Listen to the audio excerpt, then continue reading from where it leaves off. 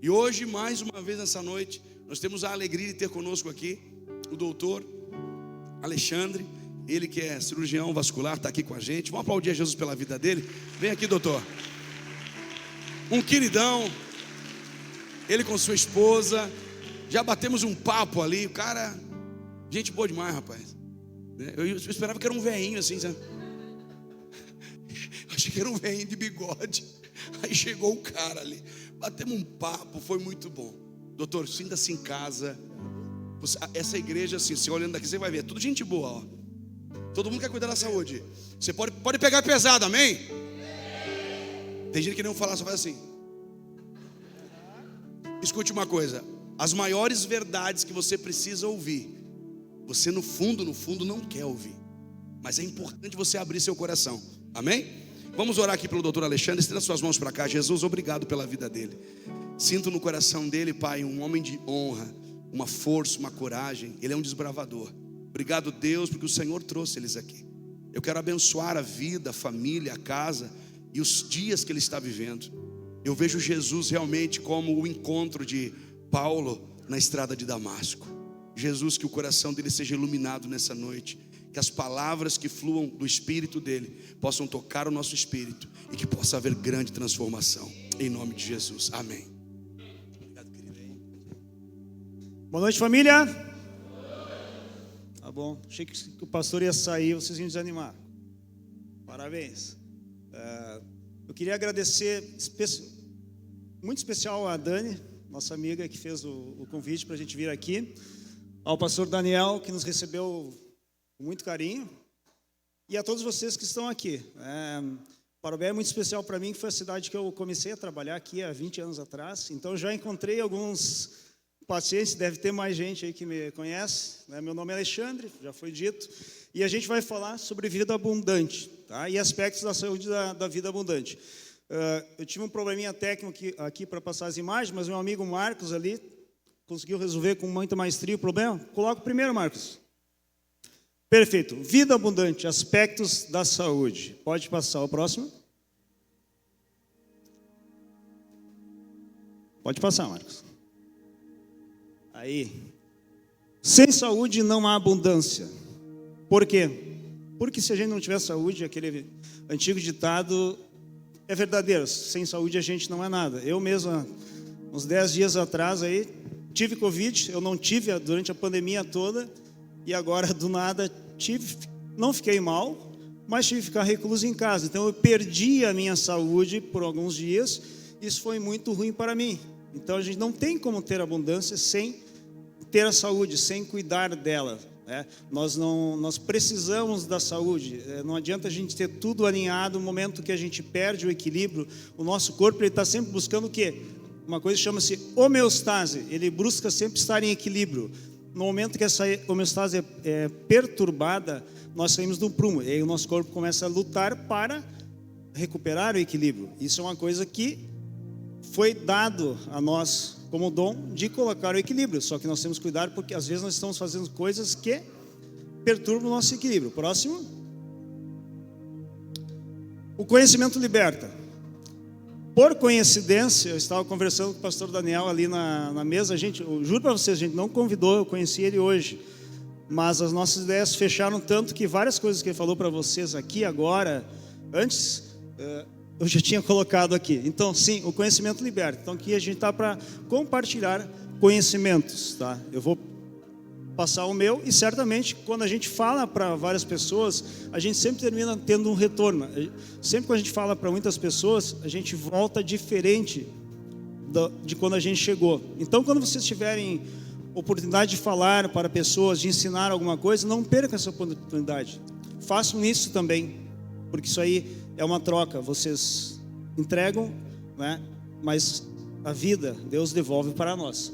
Próximo, amém. Mas a gente está falando de saúde, tá? O que é saúde? Alguém pode me dizer? Vamos lá, pessoal. Ser saudável. Pessoal daqui, o que pode ser saúde para vocês? Vida. Perfeito. Então vamos colocar para vocês assim um conceito clássico de saúde. O que é? é um estado de bem-estar físico e mental. Isso é a definição técnica da Organização Mundial da Saúde. Ponto. É só isso aí. E engloba tudo, né? A gente estando bem fisicamente e bem mentalmente, a gente está com saúde. E aí eu vou perguntar para vocês, tá? Nenhuma resposta ela é absurda, tá? Aonde é que a gente pode se informar sobre saúde hoje em dia? Vamos lá. Vocês não... Internet, perfeito? Eu acho que é um baita veículo de informação hoje. Onde mais se dá para se informar sobre saúde? Livros, boa, gostei. Aonde mais? Com mais alguém? Academia. Perfeito, tá? Todas as respostas estão corretas, tá? Não existe resposta errada nesse caso. Mas tem um lugar que dá para a gente se informar sobre saúde, que eu tenho certeza que todos vocês têm em casa, e vocês não responderam, essa vocês erraram. O próximo? Esse é o último, pode voltar, não é esse aí. Aí, onde é que dá para se informar sobre saúde? Na Bíblia. E o que diz especificamente nesse capítulo, nesse versículo? Tem que saber, se você lê a Bíblia, tem que saber. Não vale o pastor porque isso é muito básico para ele.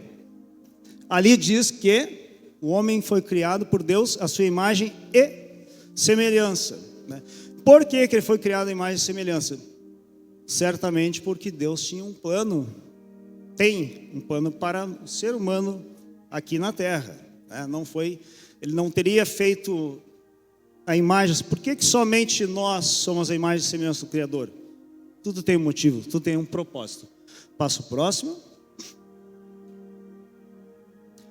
Então, se nós fomos criados à imagem e à semelhança de Deus, por que dentre milhares ou talvez milhões de criaturas que foram criadas, somente a nós foi dado a capacidade cerebral, de raciocínio, de aprendizagem, de linguagem, diferente de todos os outros seres? E quando eu coloco seres, eu coloco todas as criaturas, bactérias, micro-organismos, tudo que foi criado, tudo que existe. Nós somos diferentes, nós somos a imagem e a semelhança do Criador. Porque existe um plano, porque existe uma coisa planejada para nós. Pode passar os próximos. Então, para celebrar o nosso Senhor, nós começamos a construir templos, né? Nós estamos dentro de um templo. Nós começamos a construir templos. Pode o próximo. Uma igreja simples, num lugar improvável, um templo extremamente sofisticado. Na verdade, uma obra divina, né? Tem que ter a mão de Deus aqui. Ao próximo, nós criamos templos imponentes. Pode passar. Volta um pouquinho. Tá, não saiu, pode passar esse aqui. Mas basicamente isso, né? Pode colocar ali, Lucas. Aí. Nós começamos a construir templos para louvar ao Senhor, para enaltecê-lo. Porém, o que diz aqui em Lucas 17:21? Daniel não pode falar também. Tá? O Daniel falou aqui, eu juro que a gente não combinou, mas está na Bíblia. O reino de Deus está dentro de nós. Tá? Amém? Então, o nosso corpo físico, né, ele é um templo. Eu posso pensar dessa forma, eu posso interpretar dessa forma. A Bíblia é um livro que tem que ser lido, interpretado de acordo com o contexto histórico, com a linguagem. Se vocês revisitarem páginas que vocês leram há muitos anos, vocês vão ter talvez uma compreensão diferente, tá? Pode passar o próximo? Mas se o nosso corpo é um templo, olha essa foto aqui, tá? Essa foto é uma praia no Rio de Janeiro, nos anos 70, por aí. O que dá para notar aqui nessas pessoas? Só uma foto aleatória, tá? Todas têm um mar, tá? Mas todas as pessoas estão em boa forma física. Isso aqui são anos 70, tá? Passa a próxima.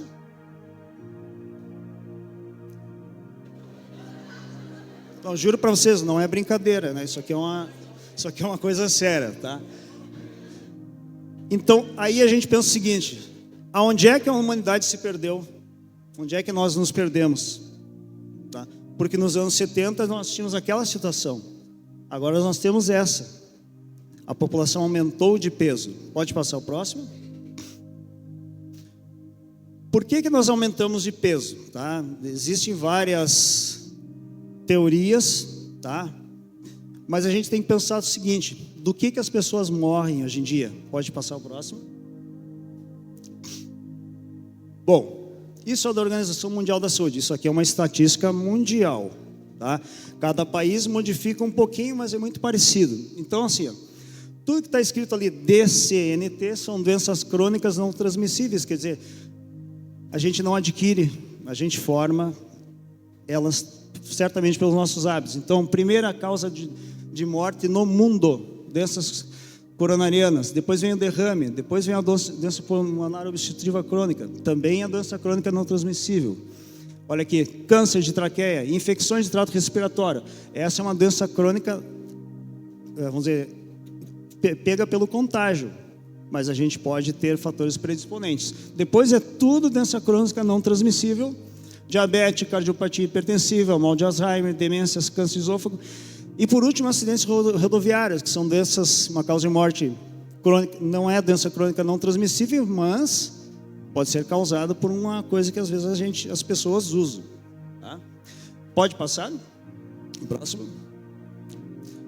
Então, se a maior causa de morte de doenças são doenças crônicas não transmissíveis, nós temos que voltar e perguntar como as pessoas vivem que chegam nessa condição. Próximo. Então a gente conclui isso: o nosso estilo de vida é a nossa maior causa de doença e de morte, tá? Nós estamos nos matando, nós estamos adoecendo por maus hábitos de vida. E se eu tenho um livro que eu tenho contato, que é a Bíblia, que tem muita coisa de saúde, é só saber interpretar, aonde é que a gente está se perdendo, que a gente está perdendo a saúde, e a gente tem uma fonte de referência histórica, concreta, né, divina, que está na nossa mão. Pode passar o próximo. Primeira coisa, alimentação, tá? A foto é para chocar mesmo, tá? Mas o que acontece? A primeira causa de doença é a maneira como a gente come. A gente está comendo de uma maneira muito errada. Pode andar um pouquinho mais? Bom, aí vem aquela questão. O que a gente sempre ouve o pessoal falar? O ser humano aumentou de peso porque ele era uma explicação antropológica, né? Porque nas épocas das cavernas, o homem era caçador, coletor, aí tinha que ficar caçando e correndo atrás para matar o animal para comer, papapá. E aí gastava muito, não tinha comida em abundância. Mas eu não concordo muito com essa explicação. É uma visão minha, uma visão de outros. Por quê? Porque pensa bem, nós estamos no ano de 2024, tá? É consenso na religião, na fé e também na ciência que houve um Cristo, tá? Ele é histórico, independente de qualquer coisa, houve um Cristo. Se nós estamos há 2000 anos, né, do nascimento de Cristo, tinha obeso, pastor, na época de Cristo? Muito pouco provável, tá? Então, e nós temos o Velho Testamento, nós temos alguns milhares de anos antes ainda, né? Então, a obesidade, esse fenômeno mundial, ele é recente, tá? Eu não concordo com a explicação antropológica somente que as pessoas pararam de caçar e tem muita comida. Não, é porque nós estamos nos alimentando errado. Isso aqui é uma projeção de uma série histórica. Prevê-se que em 2035, 51% da população mundial estará em obesidade ou sobrepeso. Vocês têm ideia do que é isso? Vocês são 4 bilhões de pessoas, porque tem 8 bilhões de pessoas no mundo. E contando que a população mundial vai aumentar até 2035, talvez sejam muito mais pessoas. Sobrepeso e obesidade são pessoas que estarão muito doentes, estarão morrendo. E todo o contexto social, isso aí vai trazer para nós, né? Pode passar o próximo. Olha aqui esse gráfico aqui, ó. Quando a gente tem que passar alguma coisa médica, é interessante colocar gráfico, que a gente visualiza ali, fica mais legal de ver, tá? Isso aqui é no Brasil, isso aqui é no Brasil. Então isso aqui, ó, lá O vermelho é sexo feminino, o verde é sexo masculino, tá? O ano mais para trás que vocês talvez não possam enxergar é 1975, só que vem até 2014. Em 1975, tá? Nós tínhamos de mulheres eram 7% de sobrepeso e obesidade, e homens era 11%. Fecha com a foto que eu mostrei lá? Fecha, tá? 2014, 24% das mulheres obesidade e sobrepeso, e dos homens 17%, mas nós estamos falando em 2014. Hoje a gente sabe que a população brasileira está quase que meio a meio, né, entre obesidade e sobrepeso, e isso é sério, eu não estou brincando, tá? Porque não é só aquele obeso mórbido, o sobrepeso ele já é um fator de risco, e a gente tem que cuidar disso, a gente não pode brincar com isso. Em compensação, olha aqui, ó, isso aqui é subnutrição, ela era alta nos anos 70, nós tínhamos 10% de pessoas, de homens e mulheres, então 18, 19% da população brasileira passava fome. Agora a desnutrição está em perto de 5%. Então, existem populações que estão desprovidas, estão desassistidas, e ainda existe fome, existe miséria, mas a maior parte da população está comendo demais, tá? Não é correto. Próximo, Marcos. Aí vem a questão, indústria alimentícia. Faço questão de frisar bastante isso aqui para vocês. Quando é que a população começou a aumentar de peso? Né? A partir dos anos 60 por aí, tá? E a gente tem, por parâmetro, pegar a população americana, que a população americana está assim, ó, eles estão praticamente 50% de obesos agora, e a projeção é que eles cheguem a 60% em 2035. Mas eles que criaram o fast food, o McDonald's, a pizza, todas essas coisas altamente processadas. E a indústria alimentícia, né, ela é extremamente poderosa. A gente escuta muito falar da indústria farmacêutica, que é a indústria que investe na doença, que não se preocupa com a cura. Sim, a indústria farmacêutica não é santa, tá? Mas tem pessoas, vamos supor, a média de diabéticos na população geral é de 7 a 10%. Então, 7 a 10% das pessoas podem estar tomando medicação para diabetes. 93% das pessoas não estão tomando remédio para diabetes, tá? Então, a indústria farmacêutica lucraria com 10% das pessoas.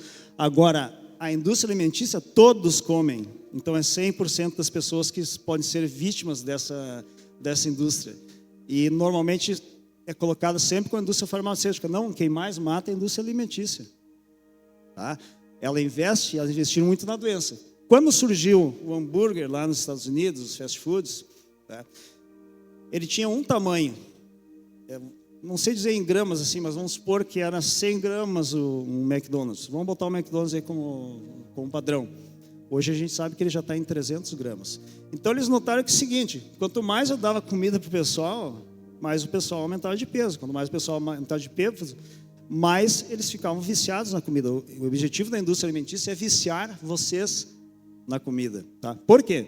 Porque eles viram que porções maiores vende mais. Por isso que tu chega lá e pede o hambúrguer, mais R$1 e tu ganha uma batata frita grande. E aí a gente acha, que legal, né? Paguei só tantos centavos e ganhei uma batata frita. Não, aquilo ali é pensado. Isso é pensado. É pensado porque eles sabem que vocês vão querer mais, cada vez mais.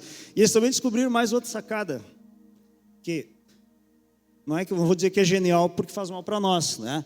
Mas o que acontece? Eles viram que se eu colocasse só a gordura, não fica tão legal. E o açúcar separado, ele é legal, mas ele enjoa. Faça a experiência em casa, vocês comam só açúcar ou só manteiga ou banha.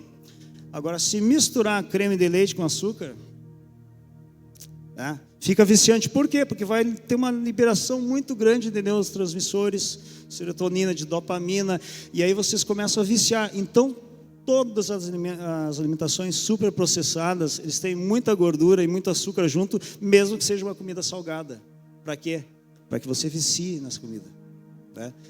Por isso que às vezes parece tão sem graça comer o que eu chamo de comida limpa, comer uma batata, comer o aipim, né?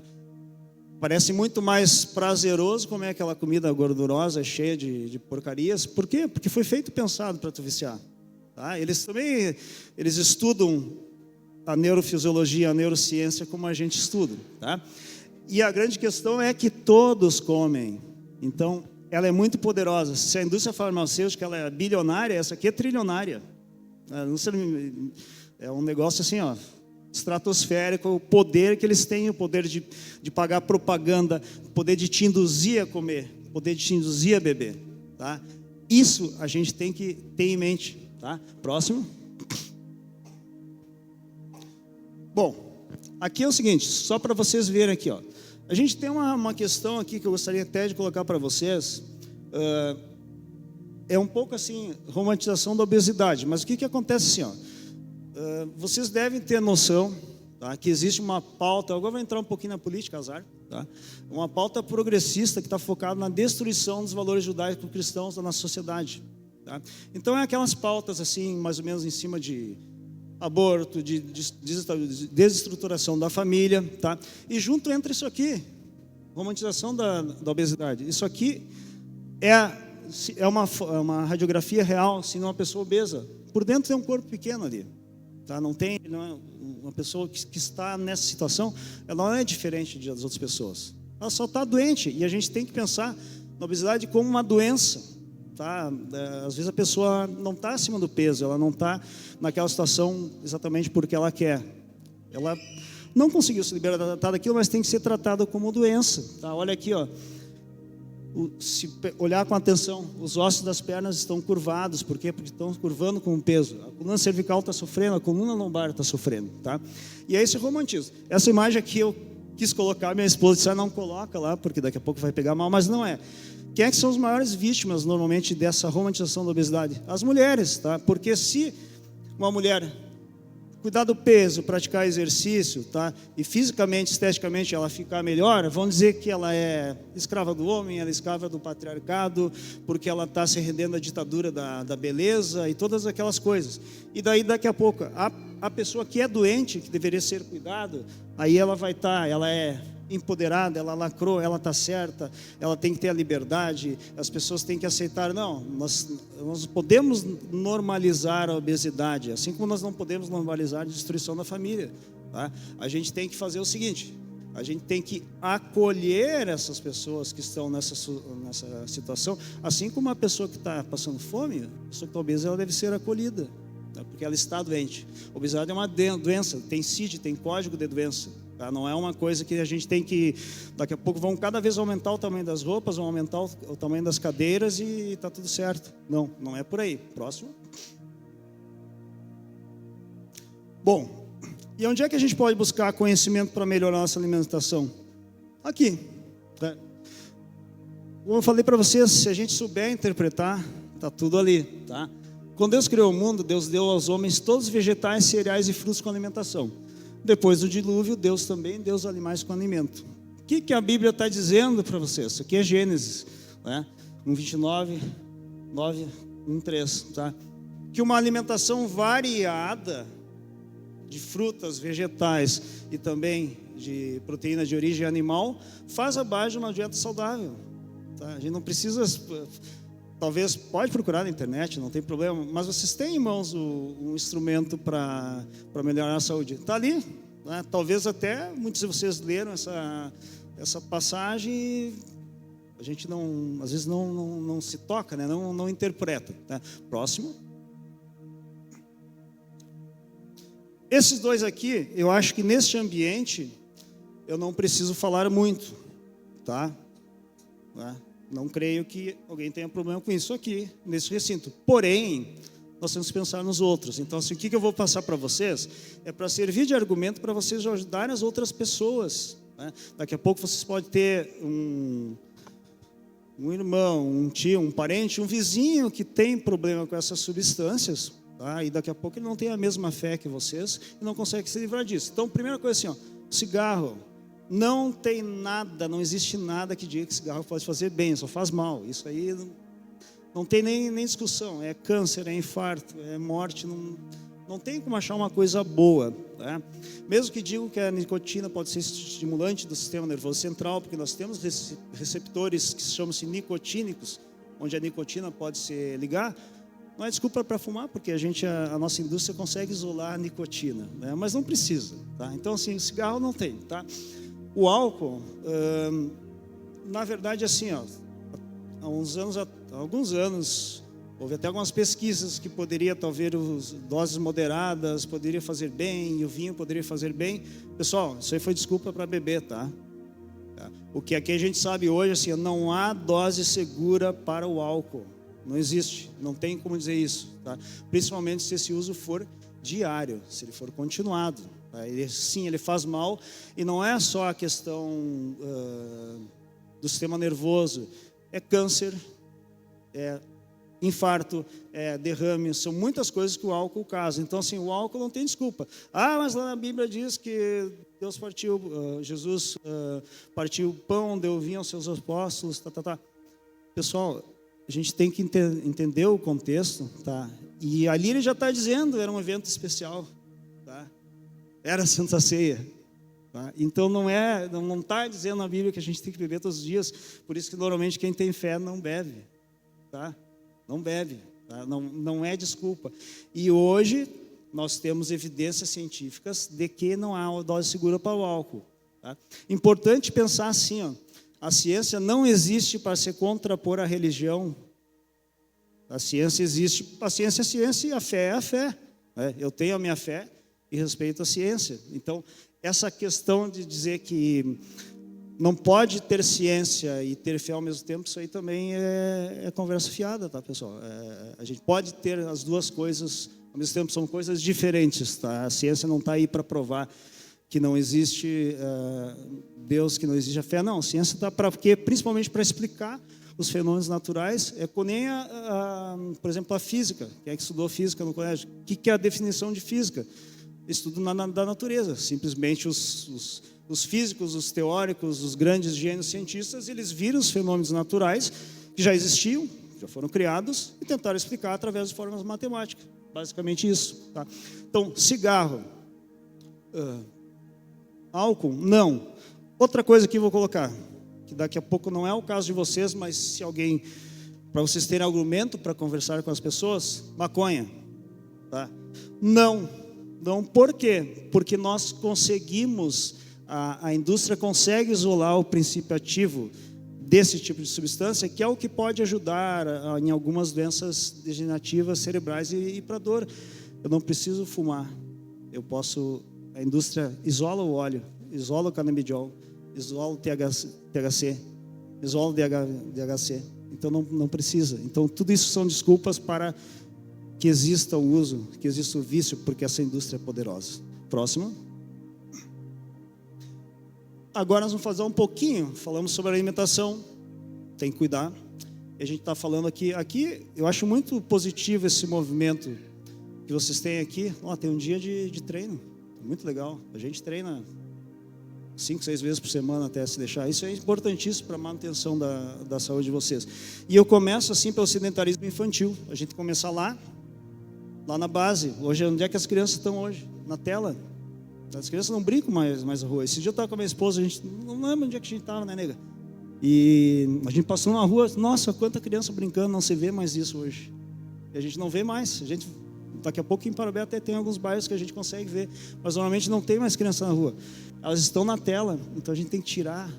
Prestem atenção nos filhos de vocês, tá? Ou quem tem neto. Quanto tempo ele está passando na tela? Ele brinca, ele não brinca? Vamos limitar isso aí. A tecnologia é inevitável. Tá? Inevitável porque, por exemplo, essa apresentação aqui, como é que a gente fez? Não deu para conectar meu notebook. O Marcos ali brilhantemente passou por um drive, ele baixou, salvou as imagens ali em questão de minutos. Eu estou apresentando. Então a tecnologia está aí. Só que ela tem que ser usada para nos facilitar, não para acabar com a gente, tá, pessoal? Próximo. Bom, e aí como é que a gente faz para sair do sedentarismo?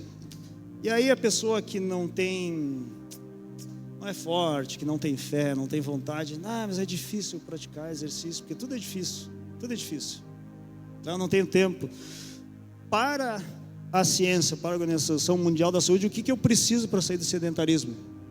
150 a 300 minutos por semana de atividade física aeróbica moderada, leve e intensa. Pode ser até mesmo dançar, coloquei a imagem ali. Pode ser correr, pode ser caminhar. 300 minutos, pessoal. 150 minutos, quanto é que dá aí? Tá? 30 minutos em 5 dias, 30 minutos por dia. Acho que todo mundo consegue, né? Mesmo quem trabalha, tem filho, todo mundo consegue. Tá? Então, ou, por exemplo, atividades mais intensas, se eu quiser ter uma atividade mais intensa, 150 minutos, com isso, eu saio do sedentarismo. Eu não vou virar um atleta só com isso, obviamente. Né? Mas eu saio do sedentarismo, eu caio assim, ó, o meu risco cardiovascular despenca, só por fazer isso aqui. Isso aqui eu não estou tirando da minha cabeça, não, isso aí é dado científico mesmo. Tá? Eu estou trazendo algumas coisas para vocês, mas quando é a parte aqui, eu estou colocando exatamente, pode procurar isso aí. Tá nas fontes oficiais. Próximo. Em Coríntios, né, se vocês realmente estão aqui, vocês honram Deus, honram o nosso Senhor, tá? Aqui diz, o nosso corpo na verdade não pertence a nós, pertence ao nosso Senhor. Então assim, se eu estou destruindo com o meu corpo, eu não estou honrando, ou eu estou lendo e eu não estou entendendo o que eu estou lendo, né? Por isso que eu falo, vocês têm em mãos a Bíblia, vocês têm um instrumento que pode mostrar para vocês como vocês podem ver melhor, não somente na parte física, mas na parte da saúde está tudo ali. Tá? E passam-se anos e séculos e, pessoal, é aquilo ali mesmo. Tá? Não tem, pode passar o próximo. Bom, o que é um exercício físico? Isso aqui eu trouxe para ilustrar, porque é muito comum no consultório os pacientes, não, mas eu trabalho o dia todo, eu me movimento, e a pessoa está acima do peso, e eu não sei o que tem. Não, atividade física é o que eu estou fazendo aqui, eu estou me movimentando, eu estou fazendo uma atividade física. Exercício físico, ele tem uma atividade organizada, tem duração, intensidade, frequência e ritmo, tem tempo. É como vocês fazem aqui, no treino de vocês. Vocês não vão ficar o dia inteiro treinando, vocês têm certamente, como tem atletas, tem instrutores, eles colocam para vocês um tempo de intensidade, uma maneira. Então, exercício físico é diferente de atividade física. Perfeito? Próximo. E aí, a terceira coisa que a gente tem que exercitar. Não adianta ter aquela história, mente sana em corpore sano, né? Mente sã em corpo são. Então, assim, aqui também tem que estar bem. Como é que a gente pode exercitar sua mente? Primeira coisa, o próprio exercício físico, ele libera da nossa musculatura uma substância que chama-se miocinas, que ajudam na prevenção de doenças degenerativas cerebrais. Então o exercício é uma forma de treinamento. Mas dá para treinar o cérebro? Claro que dá. Passa um próximo. Bom, essa é legal. Guarde bem essa imagem. Como é que nosso cérebro aprende? 10% é lendo. Por isso que a leitura é muito importante, porque a gente não consegue às vezes reter tanto. Então a gente tem que ler todos os dias. Por isso que se a gente for tendo uma leitura continuada na Bíblia, a gente vai cada vez absorver mais. Porque a gente retém mais ou menos 10% do que a gente lê. O restante se perde, depois a gente vai lá ler, depois a gente vai retendo. Por isso que é uma coisa a longo prazo. Para a gente formar uma cultura, para formar um conhecimento, a gente precisa de continuidade. A gente precisa de ler 10%. Mas aí, ouvindo é 20%. É um pouquinho diferente. Por quê? Porque é por causa da memória auditiva. Então, se vocês estivessem num lugar só me escutando, talvez 20% do que eu estou falando vocês iriam guardar. Isso é dado científico. Se eu tivesse colocado tudo isso que eu estou falando num texto, mais ou menos 10%, o resto vocês vão perder. Mas observando já é 30%. Eu estou olhando a pessoa fazer uma atividade, alguma coisa ali, arrumando uma coisa, 30% eu já saco ali como é que é. Mas agora, vendo e ouvindo, é 50%. Vocês estão aqui, vocês estão me vendo, vocês estão ouvindo, certamente mais ou menos 50% do que eu falei vocês vão guardar. Depois que passar do tempo, se não retomar, a gente vai esquecer. Porém, discutindo com os outros, discutindo o que eu estou falando, conversando, aí sobe para 70% a capacidade de retenção. Então, vocês vão chegar para casa, aquele médico lá, o Alexandre falou lá uns negócios, eu concordo, eu não concordo. O fato de gerar discussão, de gerar controvérsia de a gente conversar, o que acontece? Vai fazer com que vocês retenham 70% das informações. Fazendo, aí, 80%. Porém, se eu estou ensinando os outros, 95%. No caso, agora, eu estou nessa condição, porque eu estou tentando ensinar para vocês. Então, provavelmente, 95% dessa apresentação eu guarde, e se eu retomar ela, eu vou lembrar porque eu estou ensinando. Então, sempre que vocês tiverem a oportunidade de aprender coisas novas, reter aquilo e depois ensinar para outras pessoas, vocês vão cada vez mais ter mais conhecimento, ter mais propriedade, vocês vão reter mais. Isso é muito importante, aquilo que eu falei antes, né? A gente entrega, né? E o universo devolve para nós, né? Tem que pensar nisso, tem que pensar. Se vocês têm e o conhecimento, como o Daniel falou, como eu tinha colocado aqui, ele liberta. O conhecimento, ele existe para ser o quê? Compartilhado. Um livro fechado, ele não é nada. Um livro aberto, lido, é diferente. Então, quando você sabe alguma coisa diferente, aprender alguma coisa diferente, seja da profissão de vocês, seja de lições de vida, e vocês puderem passar para adiante aquilo, seja uma coisa benéfica que vai ajudar as pessoas, não retenham para vocês. Passem adiante, tá? Isso é importante. O próximo. E aí, uma coisa muito importante, livre-arbítrio, né? Nós temos livre-arbítrio, né? Tem várias passagens, né? Coríntios tem, Gálatas tem. Eu gosto dessa aqui. Tudo é permitido, mas nem tudo convém. Tudo é permitido, mas nem tudo edifica. O que vem a ser livre-arbítrio? É a nossa capacidade de dizer sim ou dizer não para as coisas. Trazendo para a saúde, eu posso dizer não para fazer atividade física, mas eu posso dizer sim. Deus nos deu o livre-arbítrio. E a gente tem que saber como usá-lo. Eu posso dizer não para aquela comida que eu sei que vai fazer mal. Eu posso dizer não para o álcool, mas eu posso dizer sim. Aí vai de vocês a escolha, né? No caso, o Criador, ele nos deu a capacidade de escolher. Às vezes a gente escolhe errado, mas sempre há possibilidade de se retomar ao ponto certo. Próximo. E por último, essa frase aqui, que eu li uma vez, há muitos anos, não consigo lembrar, mas assim: não procurem longe o que pode estar certo de vocês, autores conhecidos. Por que isso? Porque, como eu falei no início, vocês falaram que as fontes de conhecimento era a internet, sim, está tudo certo, eram os livros. Outra vez eu estava em outro templo aí falando, uma pessoa falou: posto de saúde, profissionais de saúde, sim, são fontes de conhecimento, mas às vezes a gente está procurando lá longe, lá, sei lá onde, e vocês têm a palavra com vocês, todos vocês têm uma Bíblia de casa, então não procurem muito longe o que está perto de vocês. Era isso que eu queria trazer para vocês. Eu deixo aberto agora, se alguém quiser fazer alguma pergunta referente à saúde, pode fazer, mas se não, meu muito obrigado.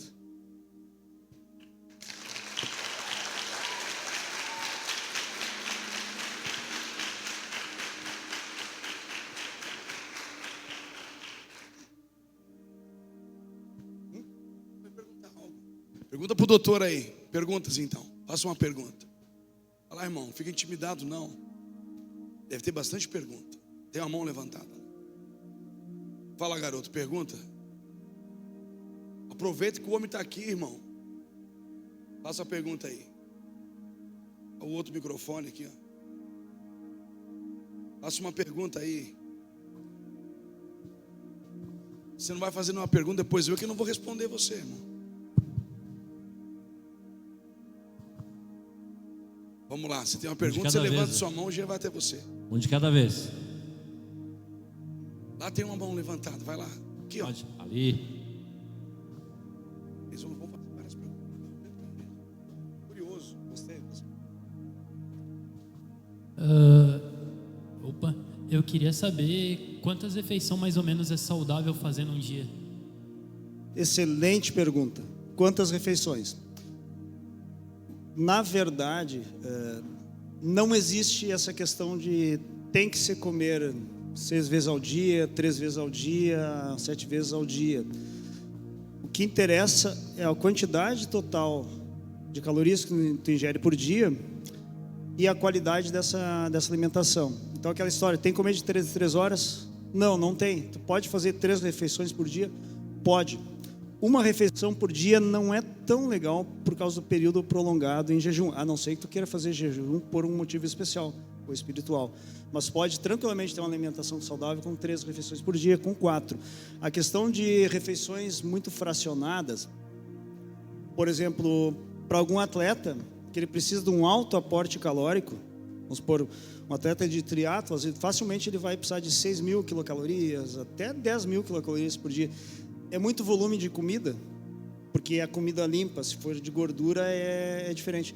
Então, aí eu tenho que fracionar a alimentação. Por exemplo, assim, a gente tem muito contato com o pessoal do fisiculturismo. Então, o atleta de fisiculturismo, muitas vezes, ele precisa comer muito para manter a massa magra. Então, a gente perde peso rápido. Então, a gente precisa fracionar por causa do volume de alimentos. Mas não existe aquela questão, 3 refeições por dia é mais saudável, 7 por dia é mais saudável. Não, tu pode tranquilamente fazer 3 refeições, está muito bem. A questão é a quantidade e a qualidade do que tu está ingerindo.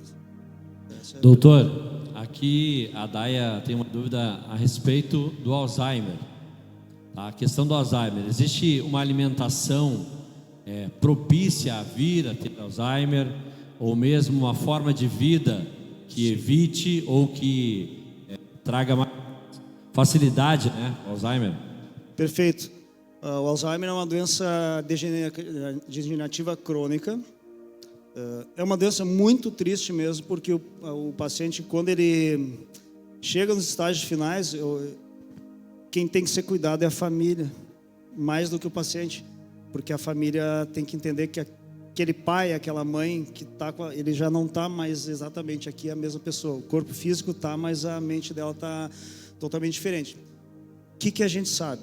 Tá? Álcool em excesso, ele aumenta o risco de Alzheimer. Cigarro também. Essas alimentações extremamente processadas também pioram o Alzheimer. Ele tem um componente genético importante, sim, tá? A gente tem que ficar de olho. Não tem muita medicação, mas em relação assim o que dá para fazer para diminuir?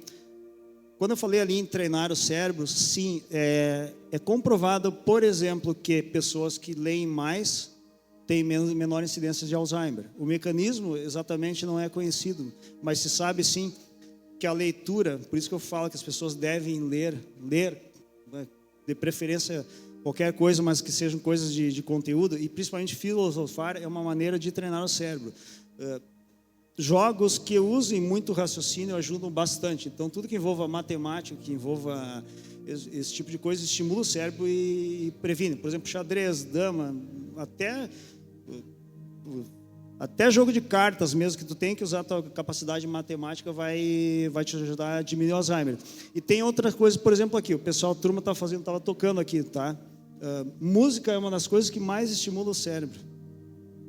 Disparado, tocar um instrumento é uma das coisas que mais estimula o cérebro, porque tu vai ter que usar o teu córtex motor, ao mesmo tempo tá usando o teu córtex auditivo. Se tu tá lendo a partitura, tu tá usando o córtex visual, e se tu tá sentindo aquela música, tu também tá estimulando o teu sistema anímico, as tuas emoções. Então, é uma atividade, sim, que ajuda bastante na prevenção.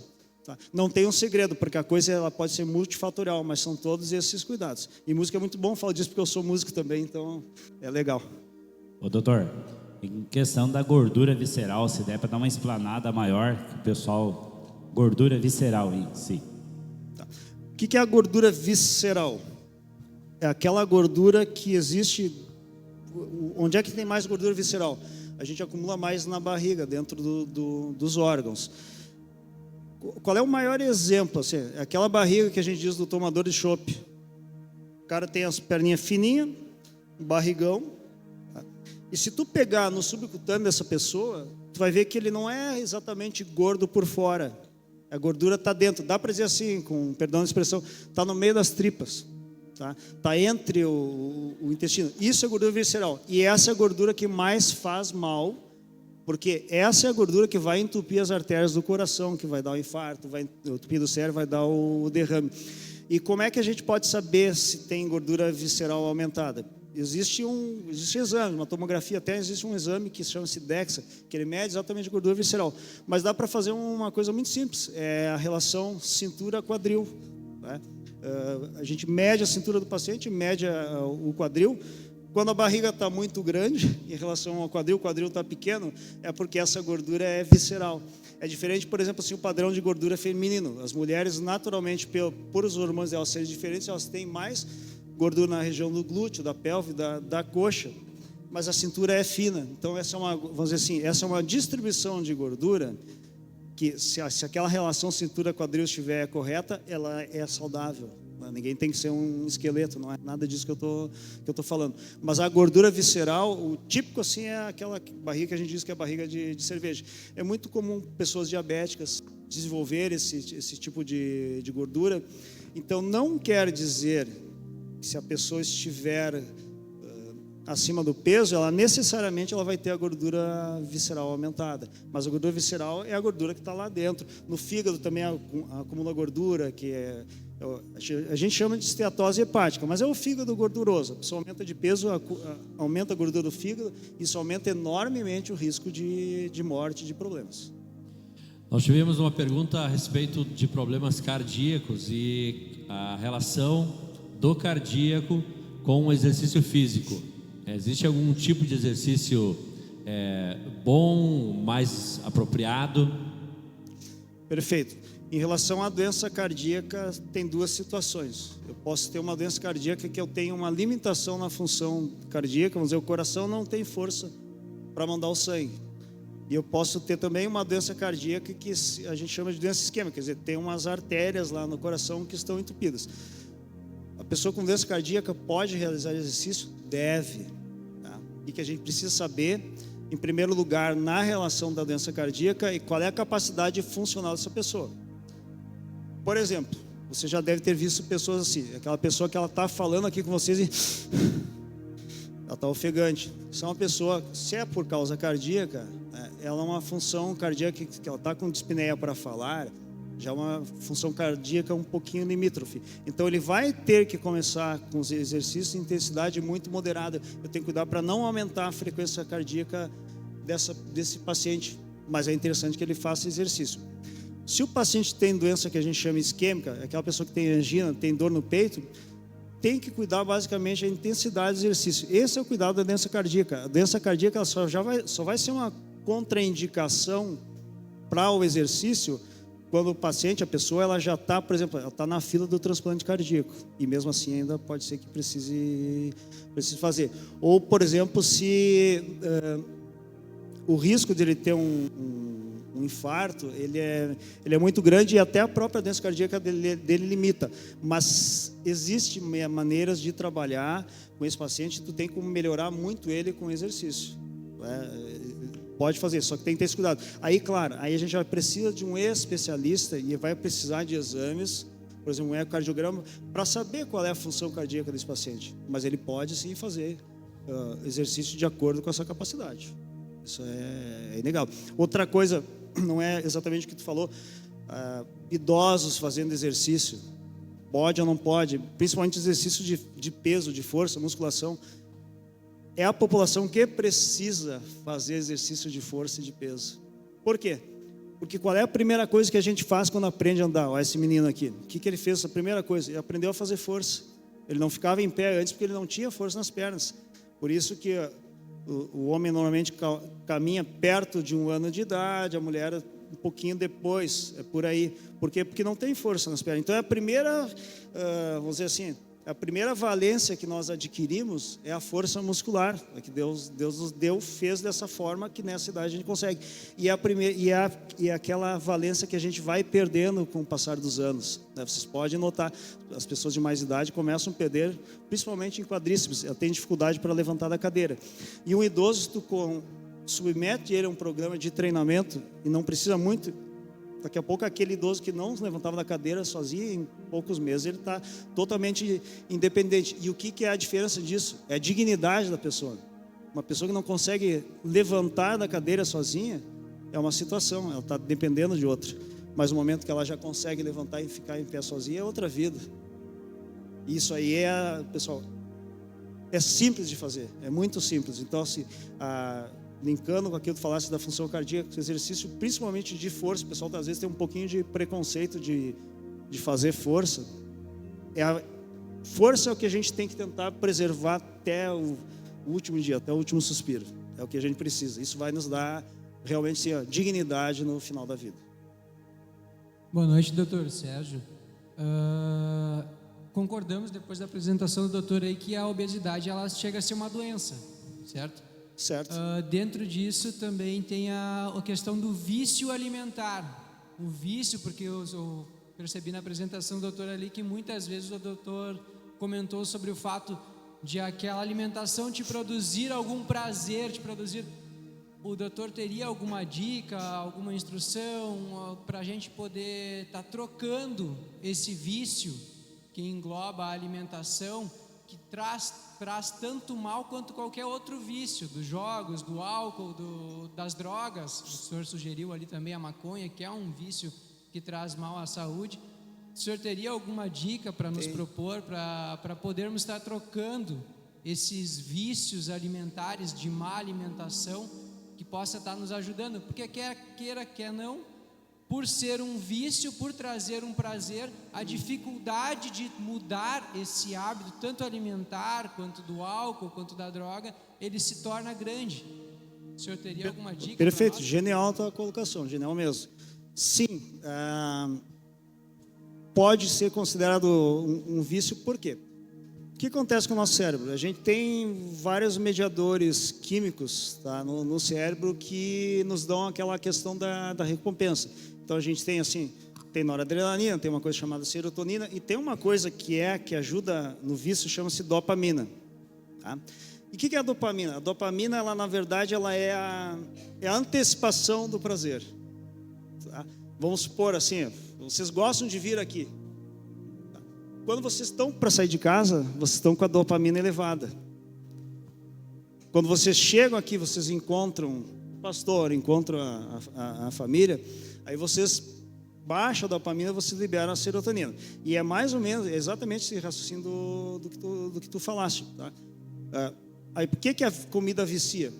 Porque aquilo é bom, depois que eu comi, ela me deu a sensação de prazer, e eu começo a ter antecipação de novo, de querer aquele prazer momentâneo. Então eu começo a elevar a dopamina. Então até tem livros, se vocês quiserem ver, Nação Dopamina, tem um livro sobre isso, Vício de Dopamina. E essa questão da dopamina, que vicia, e sim, tu falou, perfeito que tu falaste, ela é para tudo.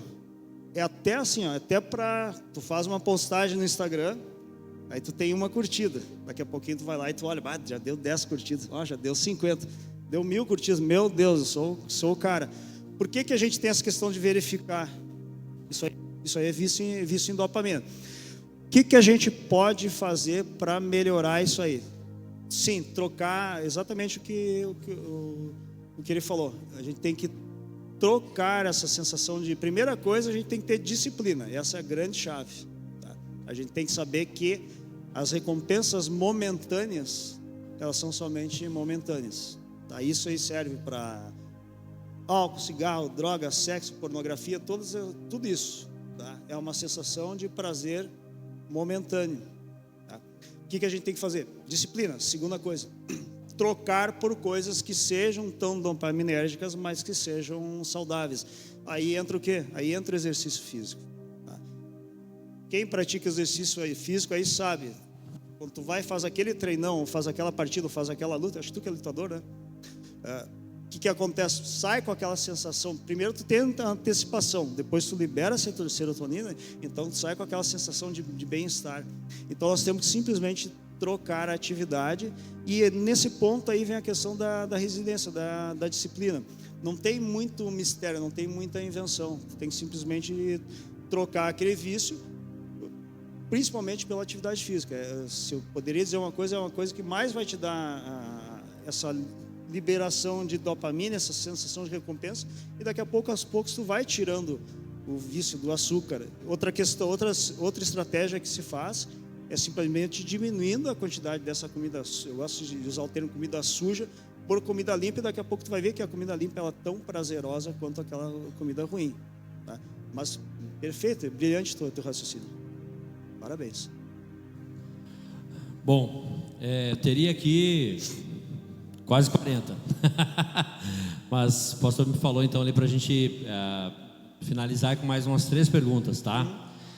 Uma que foi recorrente, tá? De mais pessoas, a respeito da reposição hormonal, tá? Tanto para homens quanto para mulheres, né? Se é aconselhável, né? E a partir de que idade? E junto com essa pergunta também a questão do, acho que é Ontepic. Ozempic. Oh? Deve ser Ozempic. Ozempic, isso aí, Ozempic. Se existe sequela para uso, né, que tem se usado para perda de peso, é isso? Perfeito. Então essas duas juntos, né? Tá. Reposição hormonal, tá? O que acontece? A gente repõe o que quando está faltando, tá? Essa é a grande questão. Hoje em dia, a gente que convive com atletas, a gente convive com fisiculturistas, uma coisa é o uso suprafisiológico. Esse aí ele não é tão saudável. Outra coisa é a reposição. Que idade pode ser reposto? Mulheres, pode necessitar de reposição após a menopausa. O que é a menopausa? Após 1 ano sem menstruação, a mulher está considerada em menopausa. Nesse momento, ela pode precisar de reposição porque ela está faltando, tá? O homem, quando ele entra na andropausa, ele tem sintomas de deficiência de testosterona, perda de libido, perda da massa muscular, perda da disposição. Isto é reposição. Qualquer coisa fora disto, não é que seja errado ou certo, mas a gente aí não é reposição. A gente está usando com um objetivo diferente, tá? Então, repor, quando é que se repõe? Quando faz falta, ponto, para simplificar. Em mulheres, após a menopausa. Essa é a definição correta. Em homens, na andropausa. Crianças, sim, existe a deficiência do hormônio de crescimento. Aí precisa sim, daqui a pouco tem aquela criança que não cresce, faz os exames, vê que lá que não tem hormônio do crescimento. Aí vai precisar usar o GH, por quê? Porque ela não está produzindo. Se querem ver uma reposição de hormônio, porque o hormônio não é só testosterona e estrogênio. A insulina, um diabético, sim, é um hormônio. O diabético ele não tem, às vezes ele tem resistência periférica, mas tem aquele diabético que é tipo 1. Ele nasceu com uma deficiência, por uma doença autoimune ou por uma deficiência. Ele precisa repor, é uma reposição, ele precisa receber insulina para poder absorver os carboidratos, tá? Em relação ao Ozempic, se pode deixar sequelas, é o seguinte, ó. O Ozempic, ele é uma medicação que foi criada para tratar diabetes. Ele consegue baixar a glicemia, mas a turma viu, como várias descobertas que acontecem na ciência, que aquelas pessoas que usavam esse Ozempic é inibidor da GLP-1, que é um hormônio que vai lá no cérebro e dá a sensação de saciedade. Você descobriu que as pessoas que estavam usando Ozempic, elas baixavam o peso, que elas perdiam a fome. Questão de sequelas do Ozempic, em primeiro lugar é o seguinte, o uso dele está sendo indiscriminado. Então a pessoa quer perder peso, ao invés de ela começar pelo básico, exercício, cuidar do seu espiritual, cuidar da alimentação, ele quer ir lá na frente, ele quer o resultado rápido. Ele vai lá e é uma canetinha, caro, né? Vai lá, usa o Ozempic, vai baixar peso, vai baixar, mas quando ele parar, ele vai ter reganho de peso. Isso aí é bem definido, tá? Ele só vai manter esse ganho de peso sem usando o Ozempic se ele usar para sempre, ou ele voltar a usar. Só que não é necessariamente uma coisa saudável. Tem muitas medicações para emagrecer que aumentam muito o risco cardiovascular, tá? E o Ozempic, a longo prazo, ele pode sim trazer problemas. Então, pessoa, quando é que tu vai usar para emagrecimento, uma medicação para emagrecer? Para aquela pessoa que está em obesidade já mórbida, já com risco cardiovascular, que eu preciso baixar peso rápido. Vamos supor, a pessoa está lá com seus 140 quilos, ele está com um índice de massa corporal, um MC de 40, aquilo lá, essa pessoa ela vai morrer se nada for feito. Então, aí vale a pena sim usar, porque ele vai baixar aquele peso rápido, a hora que ele baixar, eu tiro ela da faixa de risco. Aí está certo.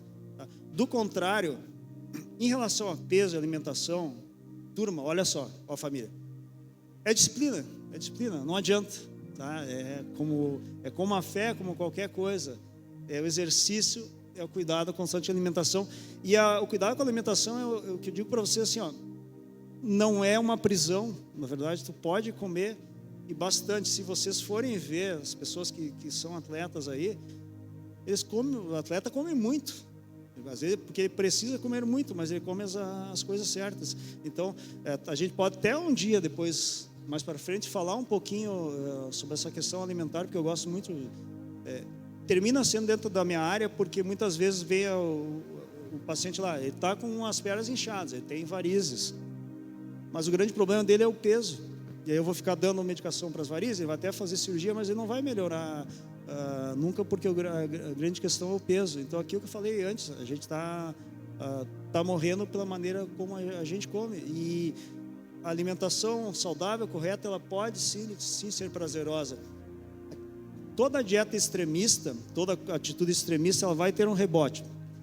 Até aproveitando, você já deve ter ouvido falar, todo ano tem uma dieta da moda aí. É a zero carbo, é a low carb, é a dieta carnívora, a dieta paleolítica. Ano que vem vai ter outro. Sempre tem uma dieta da moda. Todas elas são extremistas. Perde peso, cetogênica. Claro que perde peso rápido, mas ganha rápido também. Tá? O mais fácil seria o quê? Comer as coisas certas. Por quê?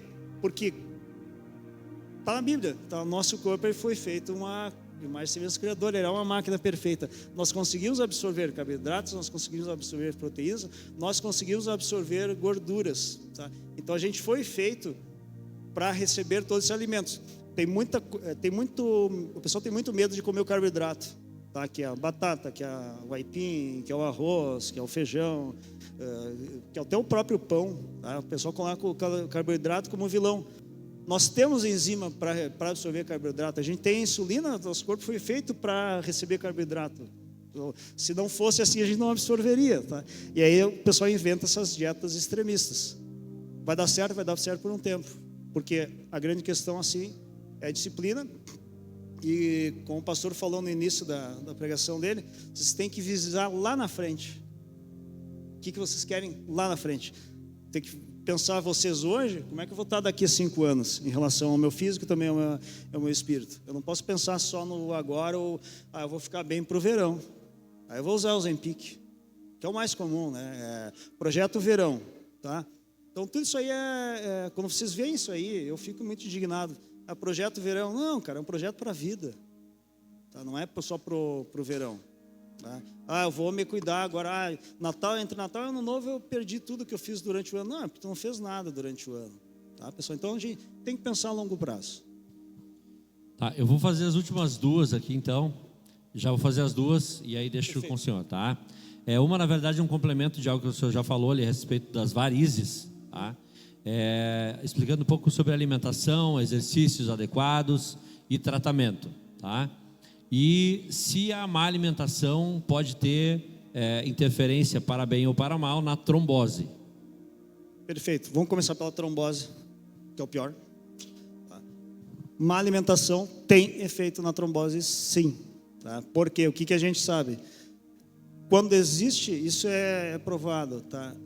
Quando existe aumento de peso, se a gente está aumentando de peso, a gente está se alimentando mal, a incidência de trombose aumenta.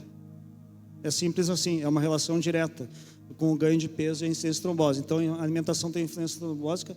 Lógico. A qualidade da alimentação tem influência na trombose? Sim. Quando a gente come muito sal e muita gordura, o sangue vai ficar mais grosso, ele fica mais viscoso, então tem mais chance de trombose, sim. Tá? Em relação às varizes, alimentação, tem algum alimento especial que eu possa comer? A gente sempre pergunta isso, né? O que eu posso comer para as varizes do paciente? Não tem alimento especial. A questão é o peso. Excesso de peso aumenta as varizes. As varizes são um pouco diferentes de outras coisas, porque ela não necessariamente é uma doença... Ela é uma doença crônica não transmissível, porém a gente tem um componente genético importante familiar. Normalmente, quem tem varizes severas, ele tem a mãe, o pai, o tio, a avó, às vezes tem dos dois lados da família. Então, ela tem uma chance muito grande de ter varizes. Aí ela pode realmente precisar de tratamento especializado. Só que é aquela coisa, eu posso aceitar a minha genética? Posso aceitar, posso não aceitar. Se eu sei que aumento de peso e sedentarismo aumenta a questão de varizes, vou trabalhar contra a minha genética. Talvez eu precise sim a ajuda do médico, muitas vezes preciso, mas a gente tem que muitas vezes não aceitar a nossa genética. É o mesmo exemplo, por exemplo, da obesidade. A nossa família toda é obesa. Claro, existe sim a questão da propensão familiar, mas eu não preciso aceitar a minha genética. Eu não preciso... Aí vem aquela questão que falei para vocês. Deus deu o livre-arbítrio. Eu posso dizer não. Então, varizes. Tratamento, existe medicação para os sintomas, mas não tem nenhum medicamento milagroso que eu possa dar para vocês. Toma isso aqui, não vai ter varizes. Não. Qualquer coisa que seja apresentado para vocês, vendido dessa forma, não está certo, porque não é correto. Eu consigo diminuir a progressão da velocidade da progressão da minha doença das varizes? Consigo, tá? Com exercício. E qual é o tipo de exercício? Eu falo para os pacientes todos os tipos de exercício, e cada vez está mais provado que os exercícios de força, volta àquela situação que eu falei para vocês, são os mais benéficos, porque o que tem que estar mais forte na gente é a musculatura da panturrilha.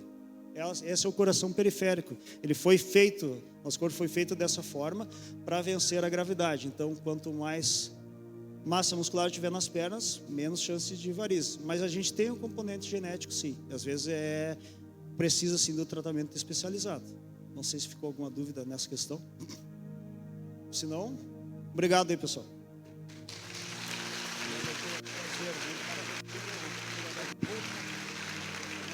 Tem que voltar o doutor, meu irmão.